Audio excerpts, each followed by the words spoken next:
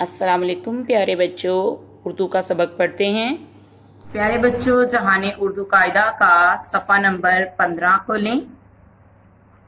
हम लोगों ने कल भे और फे से बनने वाले अल्फाज पढ़े थे।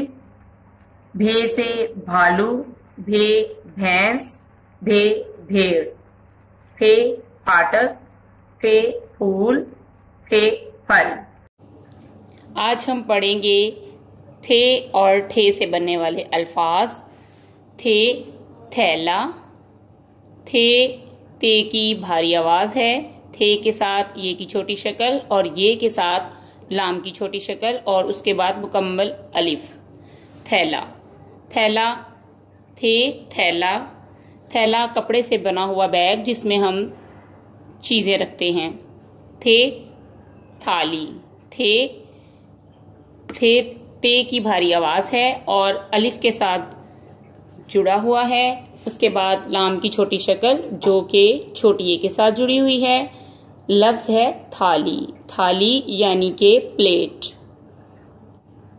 थान यानी बगैर सिले कपड़े का रोल, कपड़ा जो सिला हुआ ना हो। ठे से ठे ठेला, ठेला में टे की भारी शक्ल है, उसके बाद ये की छोटी शक्ल, उसके बाद लाम की छोटी शक्ल और उसके बाद मुकम्मल अलिफ। ठेला, ये ठेला है। आपने अक्सर सड़कों पे देखा होगा, लोग इस पे चीजें रख के बेचते हैं। ठोड़ी, ठोड़ी में टे की भारी आवाज है। ठे वाव के साथ जोड़ के उसके बाद रे और उसके बाद छोटी ए की मुकम्मल शक्ल। ठोड़ी, ठोड़ी आपके चेहरे का ये वाला हिस्सा। ठोकर, ठोकर। टे की भारी आवाज है, ठे के साथ वाओ और उसके बाद काफ की छोटी शक्ल को रे के साथ जोड़ के ये लफ्ज बनता है ठोकर। ठोकर का मतलब किसी चीज को पांव से जोर से मारना, ठोकर। ठोकर।